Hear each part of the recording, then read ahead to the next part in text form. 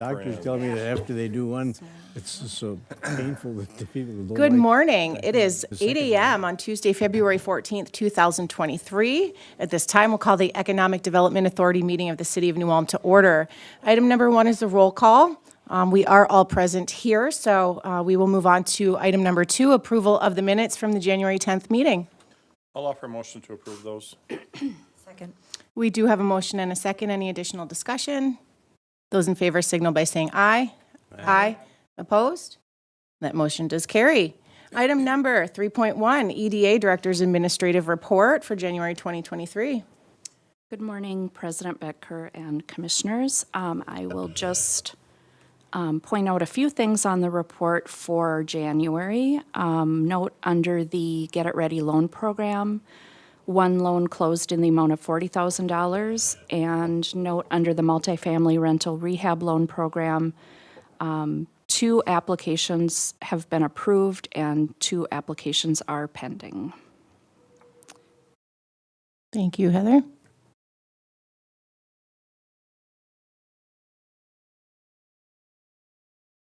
Looking for a motion to approve? I move to approve.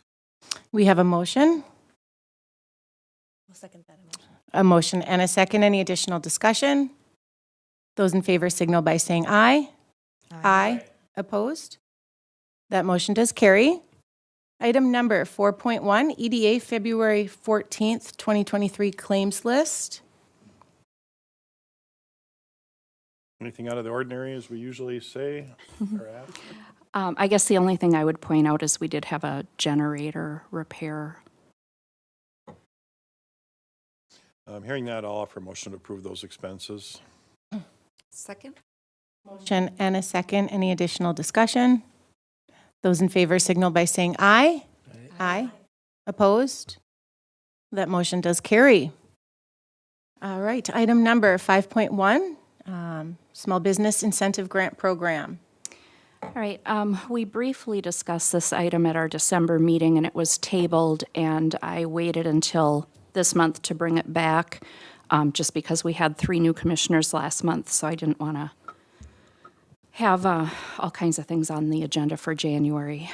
So just to give you a quick overview, the Small Business Incentive Grant Program was approved in October 2019 to support new small businesses with their startup expenses during their first year of operation. The grant reimburses business owners for eligible expenses up to $10,000. So they do have to show that they have spent $10,000 on their business in order to receive the grant. We received our 2023 allocation for funding last month and have paid 5 grants out. At this time, we only have 1 applicant on the waiting list that is actually eligible to receive the grant. They've been open 3 months. They've submitted their expenses, but we are already out of funding. So one item we wanted to discuss was we'd like to request an additional $10,000 to pay 1 additional grant this year for this business that's ready to go. There are still, I think, 6 or 7 on or that have submitted an application, but they're not yet eligible for reimbursement. Their businesses aren't open yet, so they haven't hit that 3-month mark, obviously, and they haven't submitted their expenses. So we just kind of would like to clean up and pay out the ones that are ready to go. And then we're proposing some changes to the program, and the people that have applications in would be subject to any changes that we decide to make going forward. And then obviously any new applicants would be as well. So due to a huge increase in demand for these funds, staff is proposing the following changes. Businesses can submit an application prior to opening, but will not be placed on the waiting list until they have actually opened their doors for business. So they won't be put in the queue, so to speak. Business owners must meet with Wendy Anderson prior to receiving their grant, so that could be done anytime.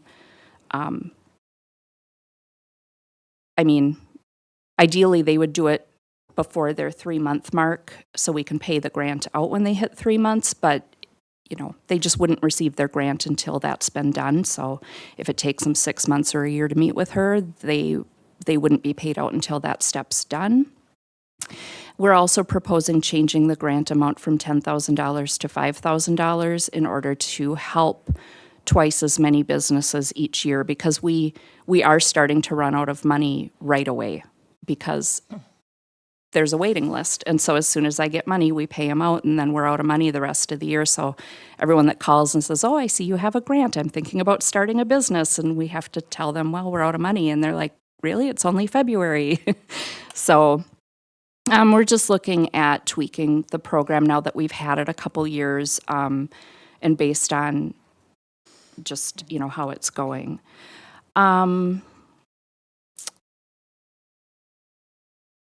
The only other thing I guess I would suggest is, you know, we're saying they can submit an application prior to opening, but maybe another way to do it, and it's up to you how you want it done, is maybe they can't submit their application until they've been open 3 months. That would be something I would be okay with as well. So I guess I'll open it up for discussion and see what your wishes are. Thank you, Heather. Just as a reminder for those at home that may be watching, and for some of our new commissioners, the funds for this, where do those come from? The funds for this program come out of rental revenue from Garden Terrace Apartments. Thank you. And I believe it was last month when there was talk about putting more into this account, and we decided to wait to see how the applications were, correct? So I think I made a motion for 75 or something like that. We approved 50. So I have some questions. How many of these folks are meeting with, say, the last 10? How many of them met with Wendy anyway? And I was kind of thinking about this program last night, that if we're going to require that they meet with Wendy, that's going to put a lot more work on her, which is fine if she can handle it. But I'm almost wondering if I'd want to hear from Wendy to say how much, that yes, this is a good investment, or no, it's not. I don't know. I hear, see what Wendy has to say about that too. Yeah, Wendy, if you want to step up to the podium. She might have a better handle on how many she's met with too, huh? Good morning. Wendy Anderson, EDA consultant. As far as the grants go, I don't have Heather's list, but I have met with a lot of people in the last year. So most of them? I would imagine, Okay. most of Yeah, them. we'd have to compare lists. So those that you met with, are you developing a business plan, or are you just one-time advice, or No, it's an ongoing ongoing? to funding. Okay. Yep. Yeah, that's good. That's good to know. What's your thoughts about this 10 to 5,000? Part of me is like, ooh, 5,000 is not much. It's not much And is today. that gonna prevent somebody from wanting to open a business because it's not enough? Possibly. I think you should keep it at 10,000. Yeah. 'Cause I'm thinking that like a daycare business maybe needs an egress window and maybe Yep. needs a couple other things. That's gonna go way over 5,000 in a very There's short amount of expenses time. out there for some of the new startups now, too. Or a retail who Yep. wants to get a little more equipment or product in their store. At 10,000 or 5,000 wouldn't go very far at all. So I was thinking either go to 7,500 or leave it at 10 Oh, too. 7,500's reasonable, too. What was my other question? If we went from 5 to 10, what if we said, Wendy, you tell us what they should get? Probably not. I don't think that would work. Okay. Yeah. I don't think we'd want to put Wendy in the position of having to pick and I had choose. to ask. Now, startup expenses, they are all over the board. And it's usually younger ones that don't have cash balances to start a business. So this really helps. It's a great program. Helping out, even with signage and things like that, is expensive these days. How prepared would you say the people are that are meeting with you? I mean, do they have a plan? No, it's all over the board. Yeah. See, but that's most of important to them have me. great ideas, so then we just dig in. And So how do you I guess I'm at a loss here as far as, are there any criterion that, is this likely to be successful? Are we just handing out or giving out money to We- everyone we that has a good vet. idea? No, they're all vetted. Okay. So if they can't cash flow, if they can't get a bank loan, or if they're just a reasonable small startup and they show that they can cash flow and they have the experience, the knowledge, that's the vetting process. So then would it be better for us to wait until they have established their business before they apply? And 3 months in, when they start getting close to that 3 months that they apply, rather than upfront applying before they've even established their business? 3 months flies by, but that's reasonable, yeah. Could be. I can just say we've had a pretty good track record with this program, with our success rate in businesses that are still open. You know, this program's been around a couple years. At the end of 2022, we had a 91% success rate with businesses that were still open that received a grant. So, you know, Chris can speak to that. He had a similar program in California, and their success rate was much lower, but they still felt their program was a success. You know, and the purpose of the grant really is to get a business through the first year, you know, and that's the measure of success if the business is around after the first year. You know, because one of the businesses that did close, it was after 3 years, and they decided to close shop, and another one couldn't find employees, but they had been open for a while. So those are things outside of our control, but the $10,000 helped them open and have those years of success. You know, we've only had the one that closed 3 months, you know, 4 months after they open. And isn't that one still looking for a Yeah, smaller still looking, location that and we've couldn't had, fit yeah, we were able mortgage to payment? have that connection because they met with Heather, so we were able to potentially help them look for another spot. So that's the other side of the grant, is introducing them to Heather, introducing them to Wendy and city staff. So if there are issues, we can help them get through that process. Wendy, do you help these people establish banking relationships? Yes.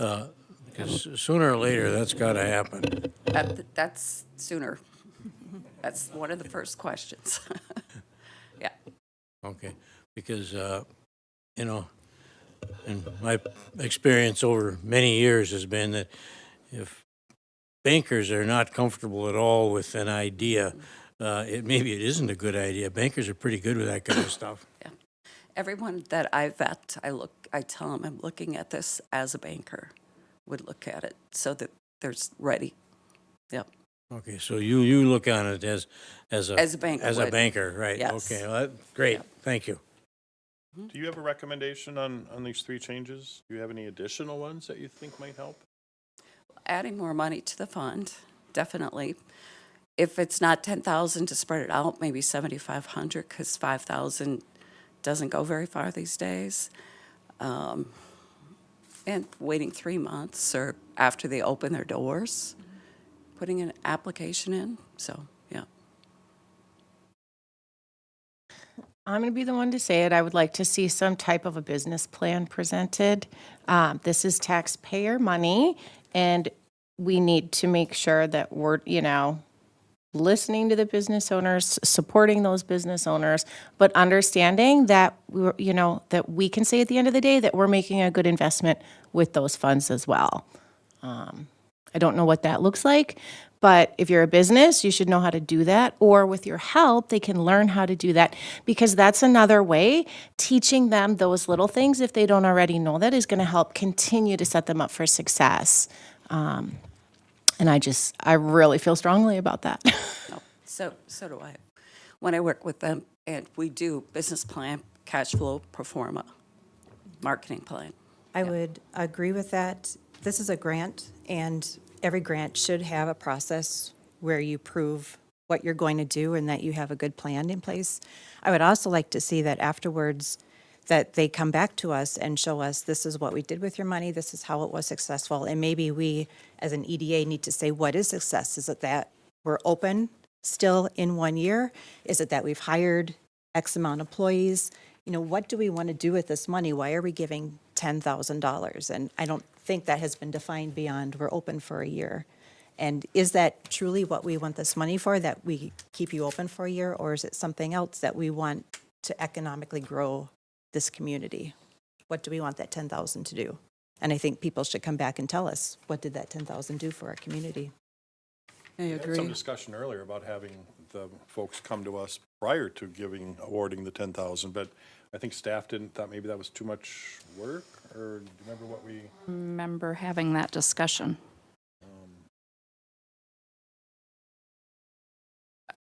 I don't, That could be part of the same thing. They could present us the business plan. Yeah, but then I'd like them to come back and say, this is how you helped us. This is what this 10,000 did for us. Because that will help us too, to know going forward, what things do we want to look for in future grant Might spark seekers. interest in other people, other business owner, or potential business owners as well, if they're watching or read what Clay has to say, or might spark some new ideas as well. I think it should, when you look at what our purpose is, economic development, this fits 100%. I think we need to support it. I think we should increase the funding. I'd increase this funding and decrease other funding if we had to, because this is what's helped fill up some of our downtown stores. It really has. And there's been some great businesses that have came out of this, and some daycares that have started as a result of this funding. So I strongly support that we leave it at 10,000. I'm okay with, I'd like to hear what the rest of you think about having them come and present for the funds, or, as Michelle said, have them report down the road, or both. As much as I would love to chime in on this subject, I have to recuse myself as a previous recipient of the grant, so I'll let you continue and talk my lips. Okay? Well, I have recently started a new business as well, and a $5,000 or $10,000 grant, it's not going to stop me from starting my business, but I definitely like the idea that people have somewhere to go to, which is what I've done.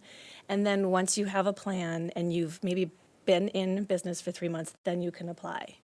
And then, of course, we'll continue to help people with their goals to stay open, of course.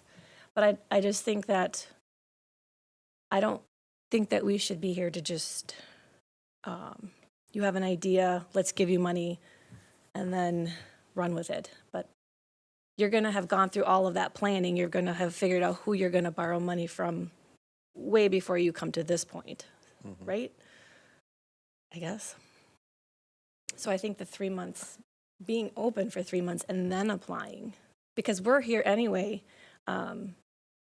for people to talk to when they have an idea, to help get them into the right people's offices to talk to about how to, people like Wendy and their bankers. And if they're new to town, they don't maybe know who's willing to, help with that process. So we can be here no matter what, whether they get a grant or not. So they actually could get going right away if they wanted to, and start meeting with Wendy, doing all that work, but then they'd have to wait that 3-month period before they come in front of us, if we were going to include that requirement.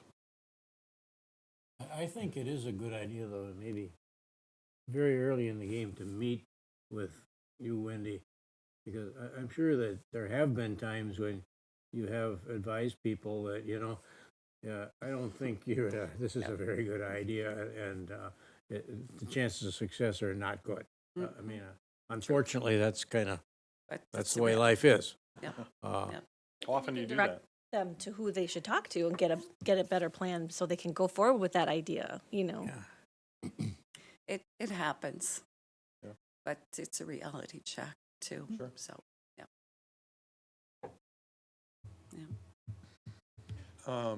So asking either Chris or Heather, if we were to put some more money in, what is your recommendation on additional funds? So if you're going to keep it at 10,000, I would ask that you put a hard cap on what you're willing to spend a year. If you want to increase it above 50, that's fine, but you need a hard cap because this is money we don't get back, and we're going to run out of funds sooner rather than later. So yeah, if you want to increase it to just 80,000 a year, so 5,000 more than you were looking at having 80,000, and we give 80 a year, and that's all we give then that's fine. But there has to be a cap because we can't, fortunately last year we had some money that we were able to use to do the 10, but I would say probably that 70 to 80,000 as a hard cap for a year would be my recommendation. And obviously, we wouldn't want to go 75,000 because then I'd be able to fund 2 more grants and half a grant, so keep it at 10,000 increments. I'm going to make a motion, but I'm going to split this because I think we got 2 major changes here. So I'm going to make the first motion that we add $80,000 to this program for calendar year 2023. Not add 80,000, Add bring it to 30,000. 80,000. Excuse me. Add 30,000 then. Oh, I thought you were talking the other way. No, add Add. a cap of So 80,000. 3 more. Yeah, 3 more potential- grants. Or 1 we already have and 2 more. Right. All right, I'll change it to allocating additional 30,000. It can be I hate using revisited that word every hard year. cap. I mean, I don't like that a hard cap because there's always what ifs and Yeah. what if we have some extra funding at the end of the year and we'd want to provide some more funding and we got 15 applications waiting and I don't know if I want to use the word hard cap. I would but- just caution you that we are not an endless pit of money. Our resources are Finite. what they are. Based on what you know, Heather, of up and coming businesses, I mean, do you feel like that would kind of meet the existing demand or exceed the need for what you feel will be the existing demand for this year? I It's know hard- you talk with a lot of businesses. It's hard to say because, like I say, I've got one that's ready to be paid now. The other 7 on the waiting list. I have one that I think will be opening soon. One is supposed to open in May. One is opening in March, I believe is the plan. So, but the rest don't know yet what their opening day even is. I mean, I have someone that applied last April that isn't open yet. Right. And so is it fair that they're in front of someone that applied after them that might open before them? It's hard to manage the pool of applicants. There needs to be kind of a concrete process. And so I feel like if they can't apply until they've been open 3 months, it's pretty cut and dry that that's their date that they're eligible for funds.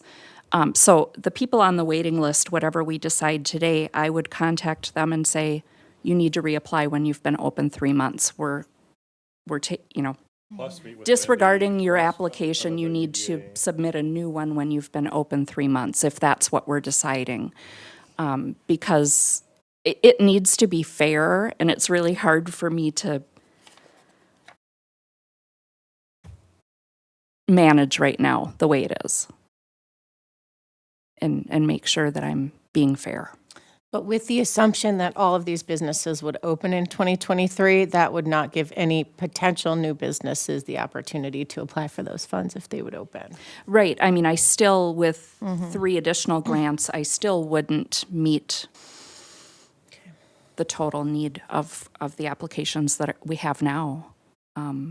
But, we just can't say yes to everybody. I mean, we will run out of money if we just continue. Hence the business plan and process and timeline. I think that is, there's a purpose, for those criteria. And sorry to keep interrupting, Les. I know you were in the process of trying to make a motion here. Well, I was trying to split them up so we could talk about them separately, but And you do have the other option. You could lower it to 7,500 and then have 75,000 as the max and you give out 10 each year. That doubles the number that we currently put out there.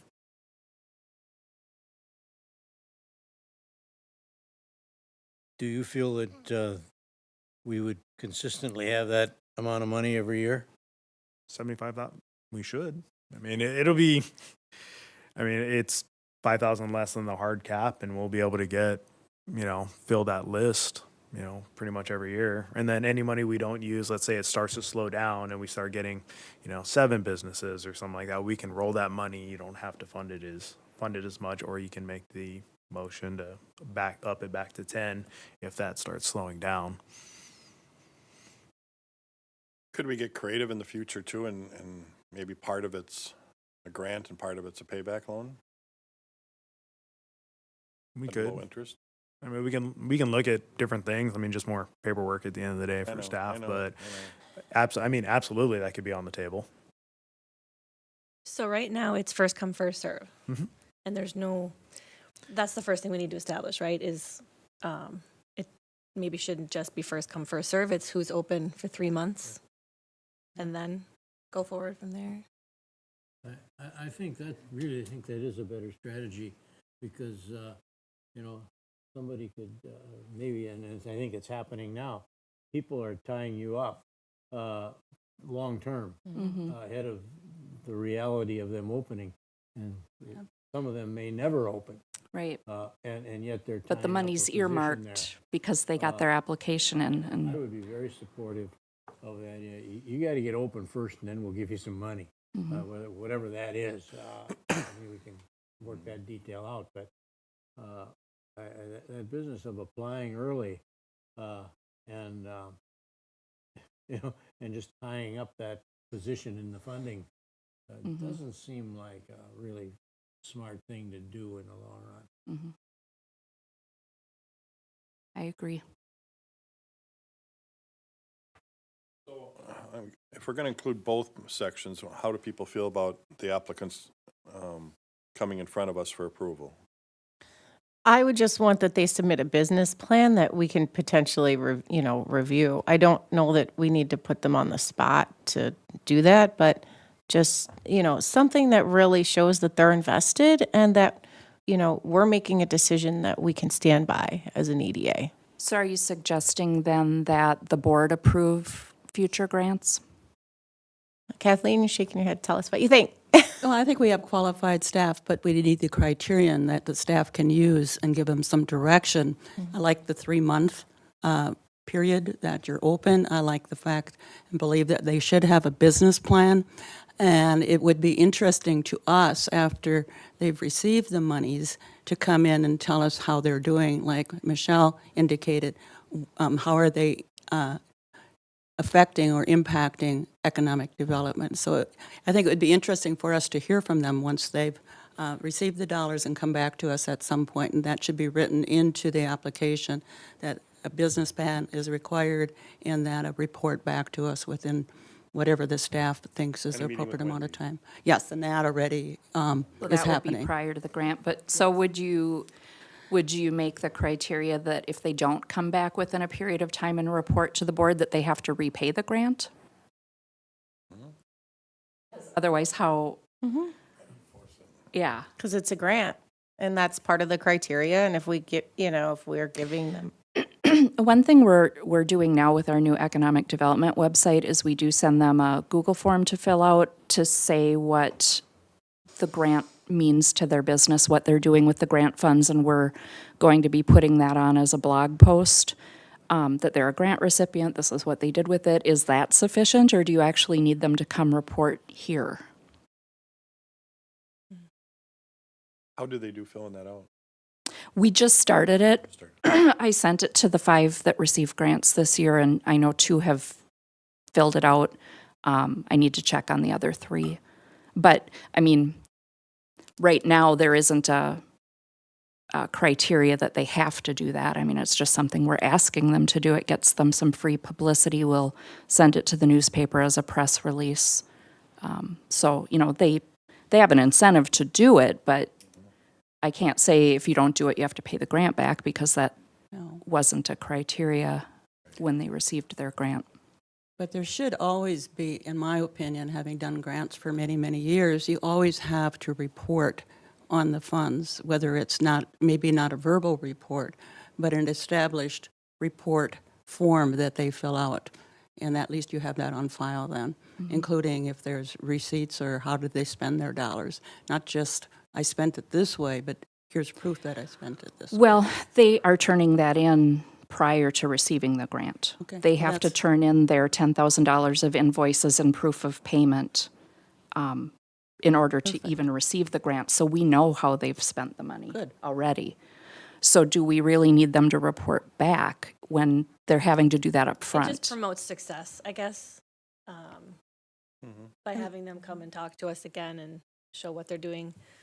I'd like to hear impact too. Are we actually impacting? Or is the $10,000 not doing much at all? Mhm, So how does that impact their business? mhm. So come back at what point? 1 year, 6 months, 9 months?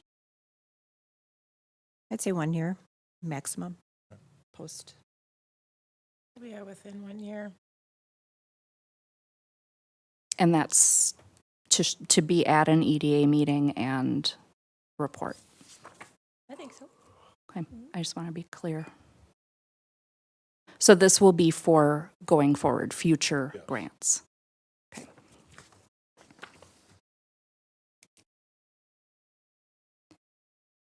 So did we answer the question about, they're going to submit their application with a business plan? Maybe instead of putting them, up here in front of all of us, but maybe they submit their business plan on our agenda and we can all read it and then discuss it at a meeting and then approve it? Is that an option or is that not? Or are we just going to leave it to?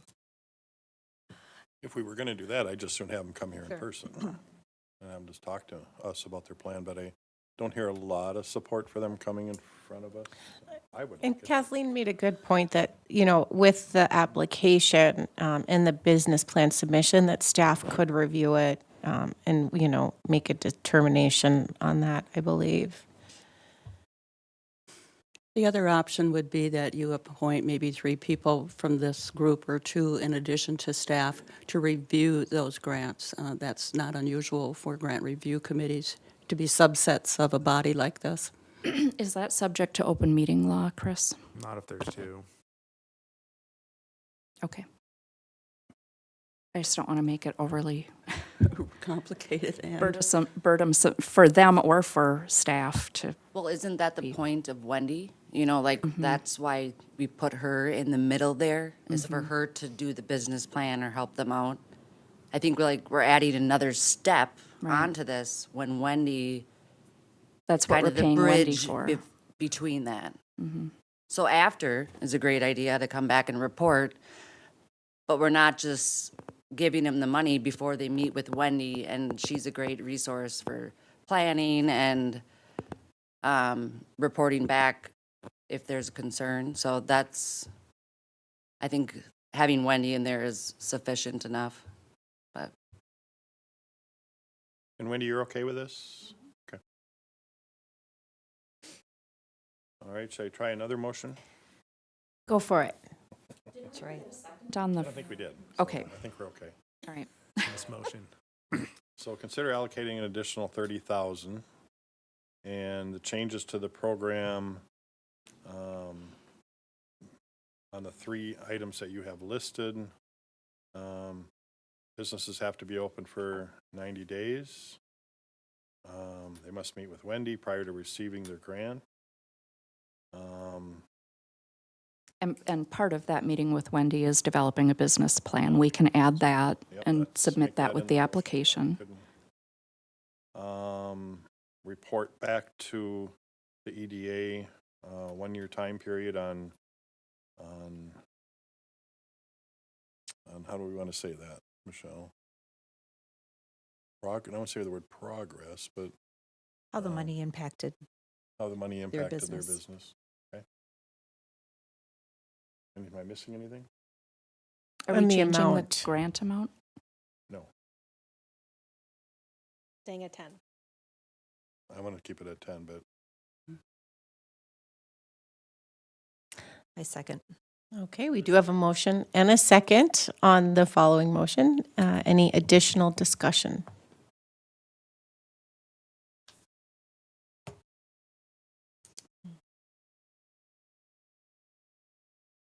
Okay, I'm just going to make a comment that I do agree with what's proposed, just that we need to just make sure that as we are giving out these grant funds. And I want to thank everyone for the really great discussion. Any additional discussion? Okay. Those in favor signal by saying aye. Aye. Aye. Opposed? And one abstain. You want to be on record abstaining? Abstained, yep. Thank you. With one abstain, motion carries. Item number 5.2, 2022 Audited Annual Financial Report. Director Jorgensen. Good morning. Good morning. As in the past, I'll go through this fairly quickly. I'll start with a little high-level report, just to explain how the EDA is made up for the new members. Normally, this report is presented in November. We had some delays with the audit last year, trying to get information to the auditors, and then some corrections that we found later. So it got put off until February this year, which kind of works for the new members. You get to see what happened right away. The EDA itself is made up of 5 different funds within the EDA that each take care of a different part of the business. So there's the 260 fund, which is the EDA itself, and that's like where the grant funds and the loan programs and everything are operated out of. Garden Terrace is Fund 262. That's managed by Lloyd Management. They do the day-to-day financials and then take care of the renters and the property. Fund 265 is the rental properties, which is only 320 North Broadway and that empty lot that we use for the food trucks right now.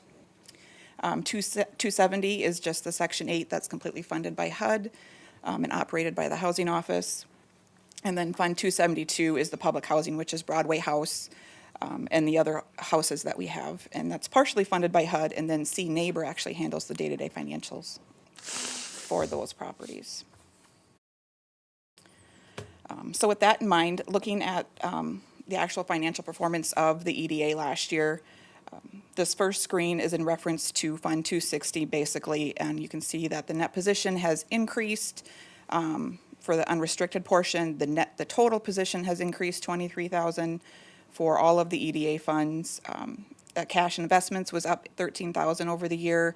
The operating revenue was also increased by 17,000, and the expenses went down by 127,000, which allowed that net position to increase with the expenses dropping and the revenue increasing. So overall, a good year. This is just a graph portraying those same numbers that I just gave you. And then breaking it down, you can see which portions of the fund actually contribute to the net position the most, who generates our cash, who holds those assets. So the governmental portion is actually just the EDA fund, just the 260 fund, and then all the other ones make up the business type activities. So you can see where the market rate, which is Garden Terrace, for the most part holds the largest part of the assets and generates the most revenue, of course. Cash and investment balances by fund, again, that's just it's breaking down where that cash sits, and again, you can see that in that blue section, that market rate, that's where most of that money is generated by Garden Terrace. You can see over the last few years what's happened with the revenue. COVID kind of drove things up and down a little bit. It was a little different for a couple of years. This year, you can see the revenue itself dropped in comparison to previous years, but nothing concerning there. And this is just another graph of the expenses showing the trend with the expenses. And like I said, this year's expenses dropped quite a bit over the previous year. And then the governmental activities is just the 260. Overall in 260, the revenue actually went down. That included transfers out for different things and some of those loan programs. And that would be in the expenses, which actually decreased, but most of that was due to different operational changes. The public and Indian housing, which is the 272, the Broadway House, and the other homes, the revenues increased. We got a couple extra, or a little bit more in the grants, and then they got a little transfer in for something to cover some expenses. Section 8, the revenues decreased, and that's pretty much all driven by the HUD money that comes in and the timing of that. The expenses went up, but the net position did increase. And then the market rate, this is looking at Garden Terrace. The revenues were up a little bit. That was mostly driven by the interest in the rent. The expenses went down, even though that included a large transfer to the EDA of $620,000. So with that large transfer, that drove a decrease in their net position. But overall, nothing to worry about too much at this point. And then the smaller rental properties, the revenue increased and the expenses increased a little bit more there too. I think there was some maintenance things that were taken care of that drove those expenses. And then looking at the capital assets, usually there's a decrease in capital assets every year just because of depreciation. We're not acquiring more assets, we're not building new homes, we're not adding too much value to what we already have. So overall, it was a good audit. We had an unmodified opinion, which is good. They found no non-compliance issues and no deficiencies in the internal controls. And that's all I have, unless you have some questions. Seems like we like basically break even on all our rental properties, basically. Yeah. Is that where we're really supposed to be? I think that's kind of the way the plan is designed. I mean, we're not there to make a lot of money. We're there to help people get the housing, especially in some of those rental properties. It's low-income housing for the most portion, or most part, and the rents and stuff are driven by the economy, not what we can set them at. It's not a market rate. Yeah, and I know Heather does a nice job of keeping these buildings up to date with being fixed too, so we're not just letting them deteriorate either, but yeah, I'm just curious because it looked like we were just barely making it. Yeah, they're not, like Nicole said, they're not market rate. They're not meant to make a profit. They're meant to help people, and prevent homelessness in our community. So it is kind of a break-even kind of program. Thank you. Thank you You for know, the work another- on that project too, or in the Another report. way to think about that is, granted, the people that live there are, okay, those people are probably employed in New Ulm. And we all know that finding employees is a real problem. And granted, that this is just one small factor, I understand that. For what, 10 houses? Is that what we get? Yeah, 40 apartments at Broadway House. Some of the tenants at Broadway House are employed in the community. Most are retired and living on Social Security. And then we have 10 public housing rental houses, and that's families with children, and most of them are working, yes. But see, that's, every little bit helps to make it possible for somebody to live in New Ulm and work and do all the things that are And part we of being rely in New Ulm. completely on government funding, from the federal government for those programs. So I'm happy to break even. I'm happy to not be in the red because you never know what they're going to decide in their budget when they finally pass one. We have operated in the red, and so I'm happy to be breaking even right now.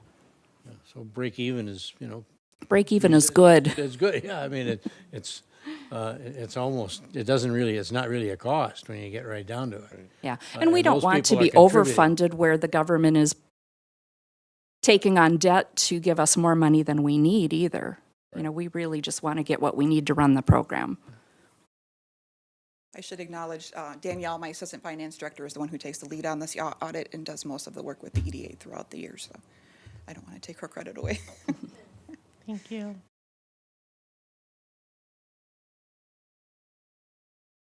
I'll offer a motion to receive and order file the 2022 audited financial report. Second. We have a motion and a second. Any additional discussion? Just a thanks to Nicole and your staff for their excellent job on this But report. he wants a copy of the audit, a hard copy, just let us know and we can get one printed. We don't print the extras anymore. So. I'll also mention I am required to send a hard copy of the audit to HUD each year.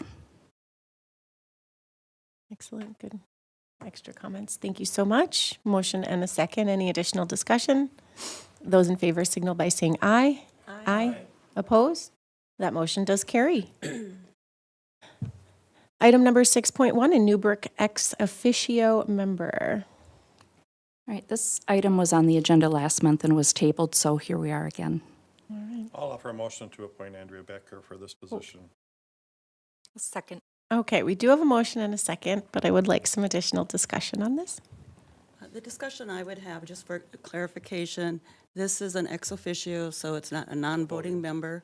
If we have that representative, does that mean that individual will report back to us, or we still have the executive director from New Brick coming to us? And secondly, should it be one of our elected officials, or should it be a citizen member? And is there any established criterion for that? As a new position, I don't know of any criterion, but I do want to express that there may be other interest in this position from other folks. So I did want to open up that conversation.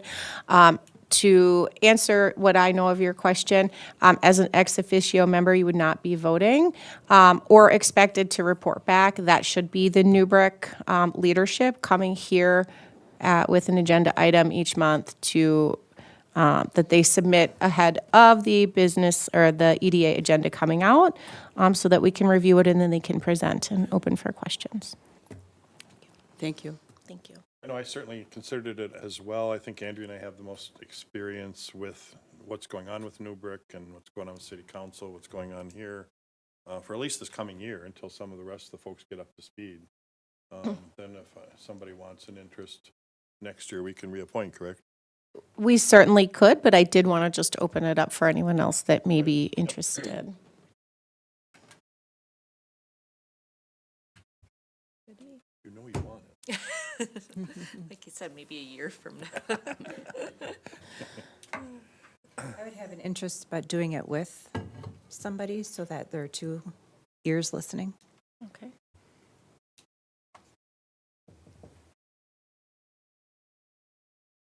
I kind of, so that way if one of us couldn't attend a meeting, that we would have just kind of a secondary. Right. Okay. I like that. Did we have a second on mine? I didn't. We did have a motion and a second, yes. And then the discussion would be to support a backup EDA member to attend in the event that the primary cannot attend. All right, should I make a motion to have Michelle be the backup person in case Andrea can't, or have second set of ears? I can add that to my motion. That's fine. Any additional discussion? All right, those in favor signal by saying aye. Aye. Opposed? That motion does carry. Item number 6.2, Child Care Project donations. I offer the resolution accepting donations to the New Ulm Economic Development Authority Child Care Project for the period of January 2023. That was $100 from Karen DePore and Dioper. $100 from John and Heather Bregel. I'll second that motion. We do have a motion and a second. Any additional discussion? Heather, for folks who want to give, how do they do that? That's a good question. So our big push was putting the fundraising letters out in the November utility bills. And you can see over time, the donations have dwindled. So they could certainly contact our office and we can get them the form that they fill out so that they get their receipt for taxes. So they can just call our office 359-8227 and ask for a donation form to be sent to them. Okay. Is there a way we can make it easier? Put it on the website or? I think it is already on the website. I can double check and make sure it's still there. Okay. If not, it will be. Yes. There you go. Great. Thank you. A motion and a second. Any additional discussion? Director Jorgensen, please call the roll. Oh, no, sorry, Heather. Director Britt, please call the roll. Sorry. Wrong meeting. Oh, yeah, that is a resolution. Okay. Commissioner Black, Yes. Commissioner Berg, Yes. Commissioner Kalk, Yes. Commissioner Markgraf, Yes. Commissioner Schultz, Yes. Commissioner Henn, Yes. President Betker. Yes, that motion does carry. Item number 6.3, transfer funds from Economic Development Authority to Sales Tax Referendum Fund. I will just add, so this money was already moved from the Garden Terrace to EDA last year, and then we were waiting till that full amount came in because you authorized 100,000, but we're only asking for 185,000. And it's just the resolution needed to move Well, that helps. That freed up 15,000 toward our grants, so about half of the additional grant money is covered now. Wonderful.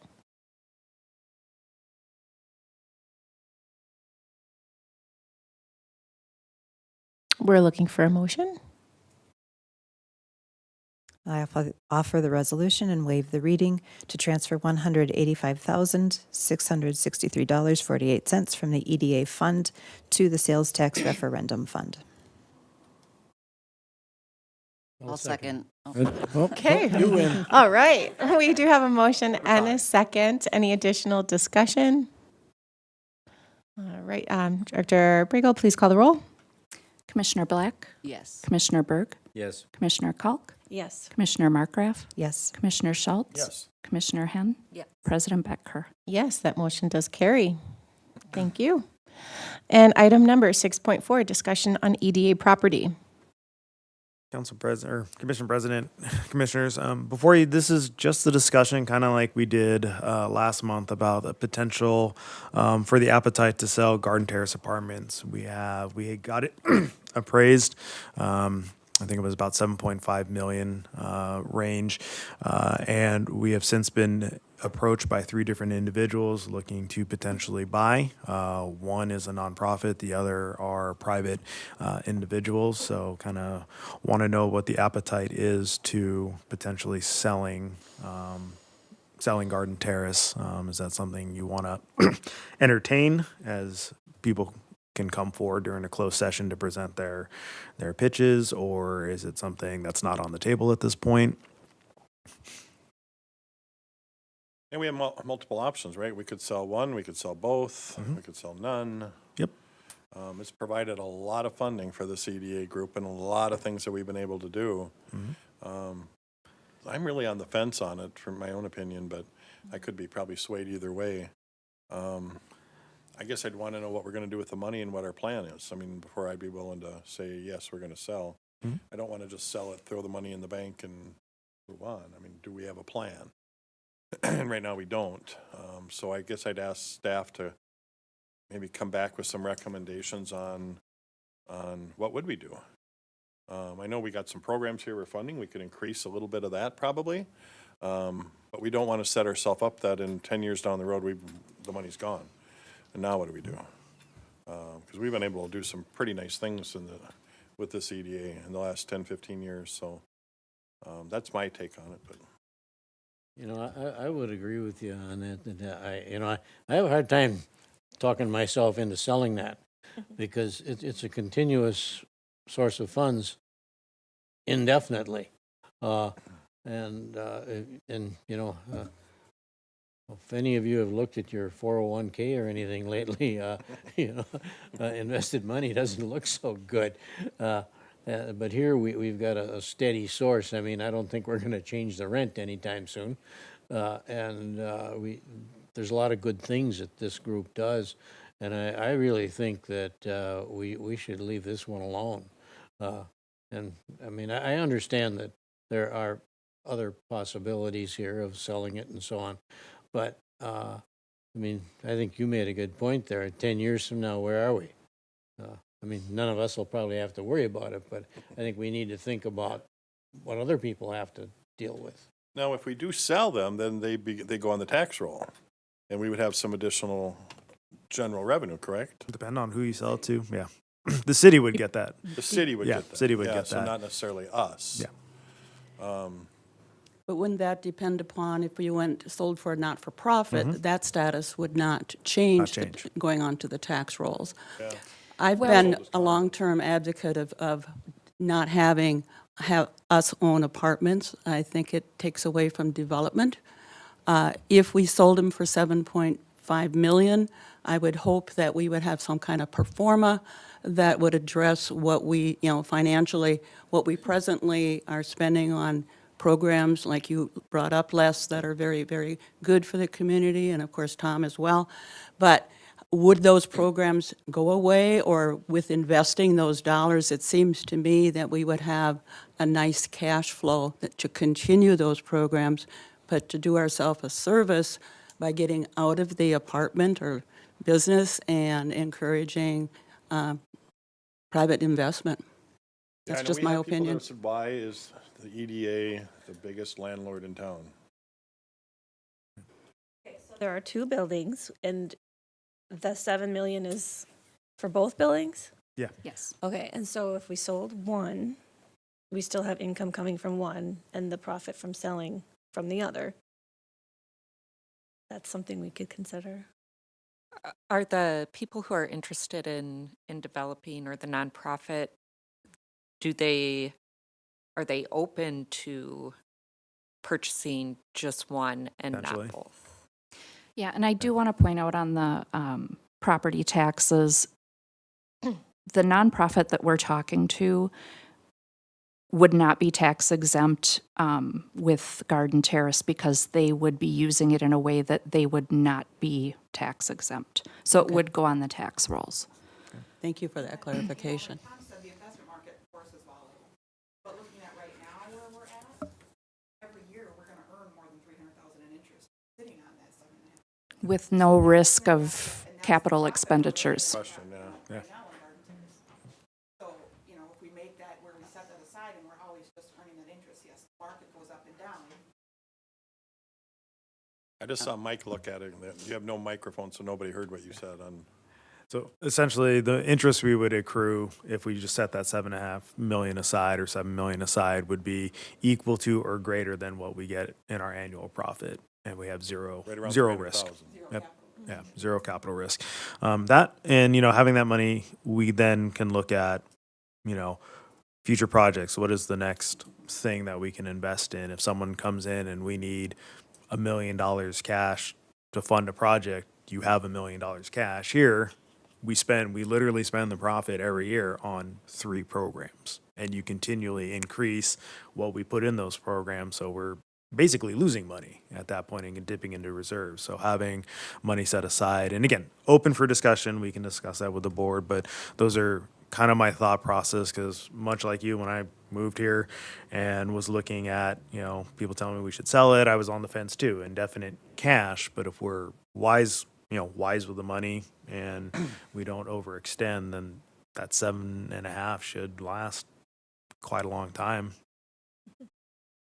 So my answer to your question is yes. I would like to entertain having people come forward and give us what they would like, what opportunities they see for buying us out and getting out of the rental business, at least at Garden Terrace. We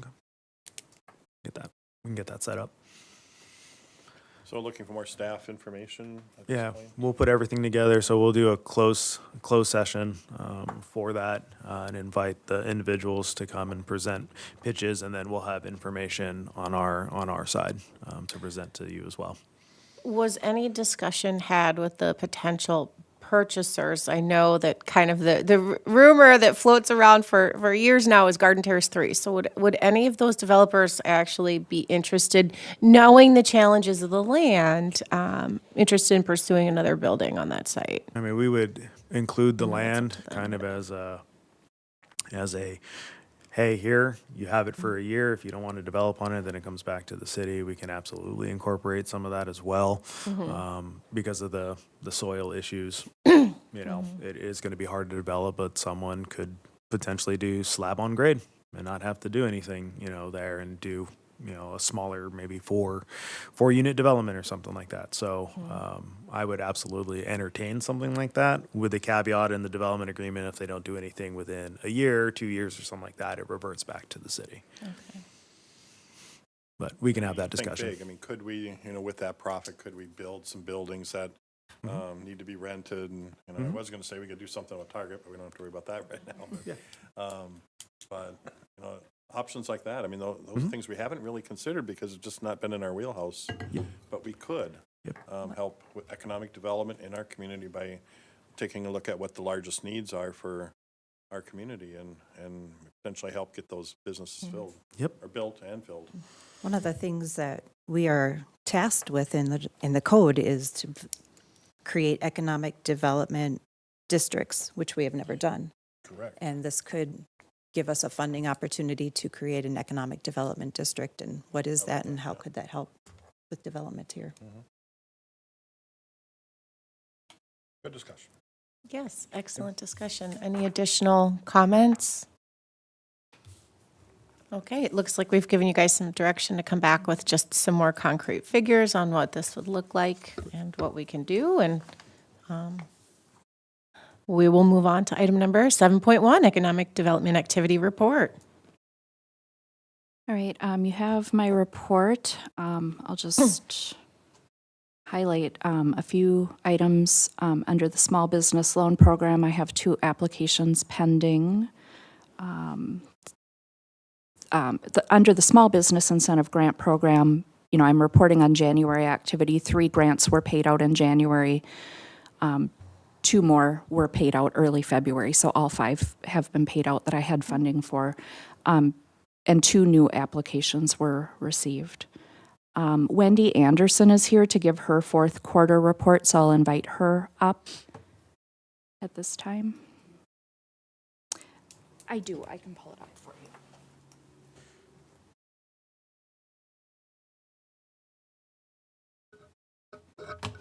Maybe. Out of this.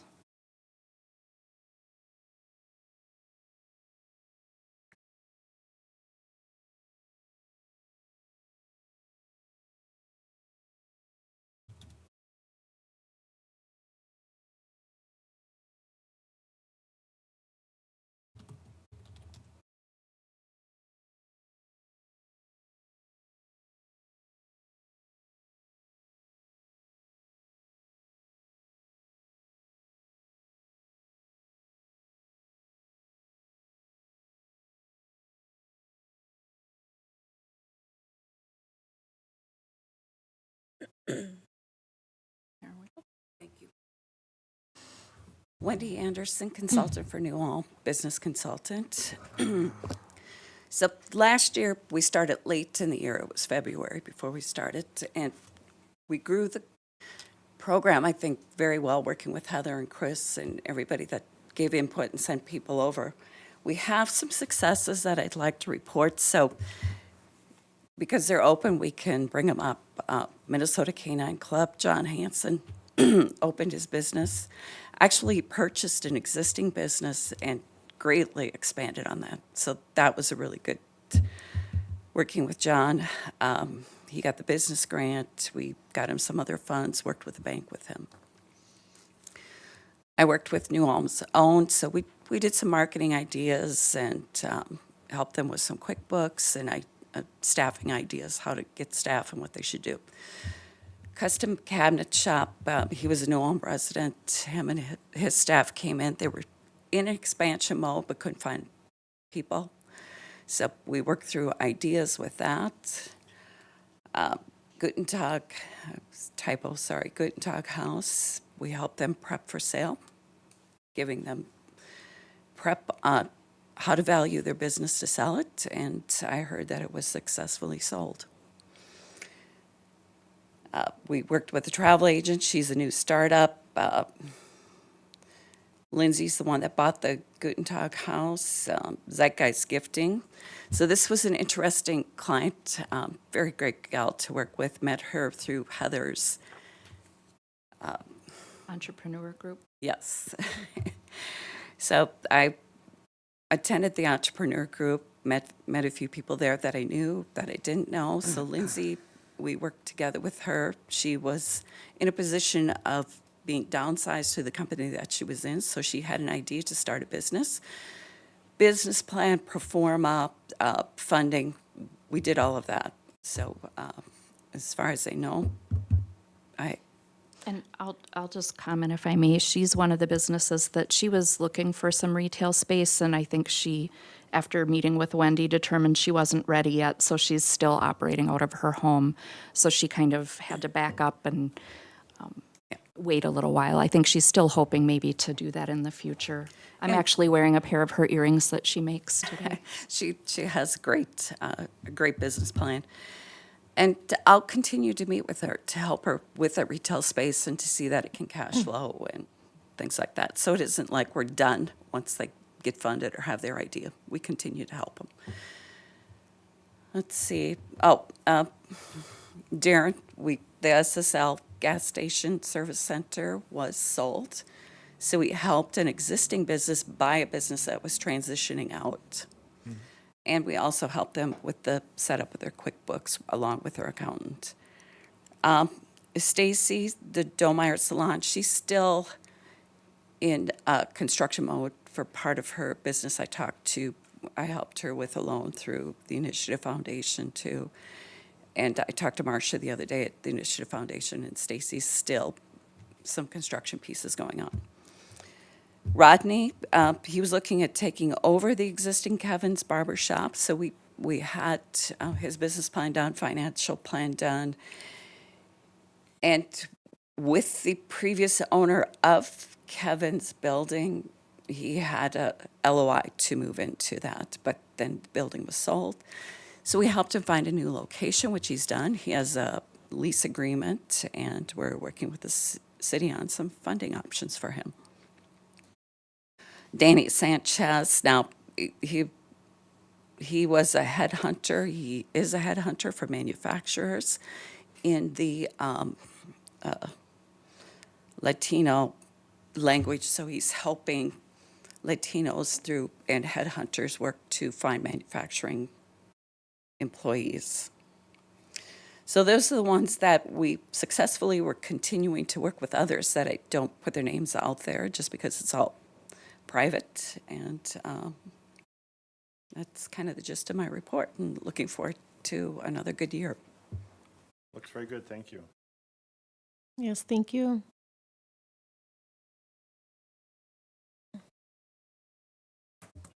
Rick report? We did not receive a Newbrook report for the agenda. Aren't we supposed to get those monthly, Paul? We've asked. We're thought it was either a written report or a verbal report. That was my understanding. I don't really personally care, but if you're going to give personal reports, then we should have you on the agenda probably, right? You wanna give a quick report? We've instructed Paul to submit a written report prior to the agendas going out so people can review Okay. the agenda ahead of time and come with their questions at the meeting. It's been specific that it should be a written report for the agenda. Okay. So can we get those? Yep. In fact, I think you last month specifically asked for a written report. You said it didn't have to be anything fancy, but I think I said you wanted a agenda written item report. too, maybe. Well, it won't go on the agenda if I don't get a report. Oh, okay. You have a quick update or anything going on?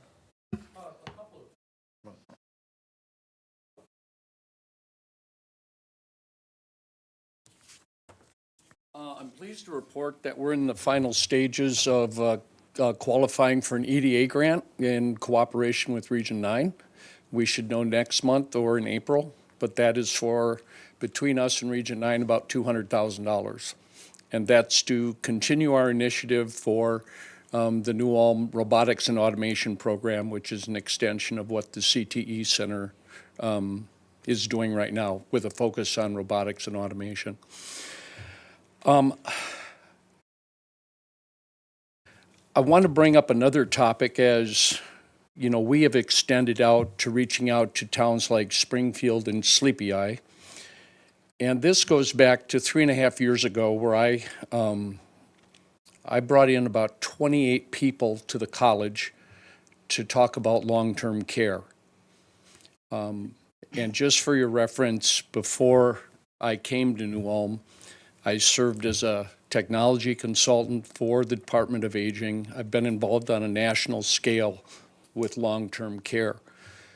And in Brown County alone, we are soon going to be facing a crisis level. 57% of Brown County's population is in New Ulm. The other nursing homes to the west of us, Springfield, Sleepy Eye, and Morgan, are all on the precipice of some very, very hard times. Oak Hills has a waiting list of over 200 people. And it's much more complex than that, because you saw a transition in critical access hospitals in the rural area where the nursing home was attached to the critical access hospital. And they could play different financial games with swing beds and different things like that. Well, as they've been separated out, And as small rural towns have been consolidating, it has a direct impact on workforce and on Medicare and private pay. And so there's always a balance between the Medicaid patients that get Medicaid reimbursement. Nursing homes don't make money on them. They rely on private pay to offset the losses that Medicaid patients take. So this is coming to New Ulm's doorstep because New Ulm is really the last bastion. And the other thing that you should be aware of is that the national trends are that single entity nursing homes can't survive on their own. They have to be part of a much larger organization for economies of scale or whatever. So what happens in Springfield, what happens in Morgan or Sleepy Eye will ultimately impact New Ulm. Isn't Doc Ann doing something She at the is. Capitol this week or next week? She is. She's more on the advocacy end. And what I encourage this board to start thinking about is maybe even setting up a SWAT team or a special team to look at this long-term care issue, because I can tell you Oak Hills is eating into the reserves rapidly, and then what happens? With 30% of our population over the age of 70, this is a significant issue. And I stand ready to help, but I would be remiss if I didn't bring this to your attention, okay? It almost sounds a lot like it should be a city council issue as well. Almost maybe more than here. I defer that to you. We're also working on several private initiatives as well that are very exciting. Although I'm bound by confidentiality that I can't share it, but I can tell you that it involves a couple of our large manufacturers. And I'll make sure you'll have a written report next month. Thanks. Thank you. Thank you, Paul. Questions? I don't necessarily have a question, but have also been looking at the long-term care or skilled nursing, and will be joining the group when they go to, in March, to the Capitol regarding that issue. It looks as if it could be forthcoming, we consolidated school districts when I was on school board in the 80s, and is this a regional or a county issue where we need to pool our resources and see how we can best serve the communities, because there's many of us heading into that senior care Right. out there, and if we don't address it now, and even now, it's critical as I understand. It is, and it's all conjoined too as a workforce issue, and the workforce issue is because they don't get paid enough, but you really can't draw a one-to-one correlation. If you pay them more money, will they come? It's all of those things, and then that's interconnected with housing and probably daycare as well. But this is a huge issue, Huge. huge. Okay, thanks. Thank you, Paul. Yeah. So if people have questions and want to go on that tour, can they get a hold of you, Mayor? I do have the, Do they have In- room? I mean, maybe that's. well, at this point, they do, and I'll make sure that I get the information to Heather, and perhaps she can send it out to everybody. But Ann Vogel gave me contact information, and I don't have it sitting in front of me now, but they are looking for people. They're looking at getting 4 or 5 buses going up to lobby. And I must say, when I was at the League of Minnesota Cities workshop this last weekend for elected officials, I was very disappointed, and when they were reporting on legislative action, that this doesn't seem to be a hot button item at the legislative level. And I don't understand it, because it's been ongoing for many years that we're getting to this point. So it's, yes, but I will get that information to Heather to distribute to everybody. Andy, and Excuse me?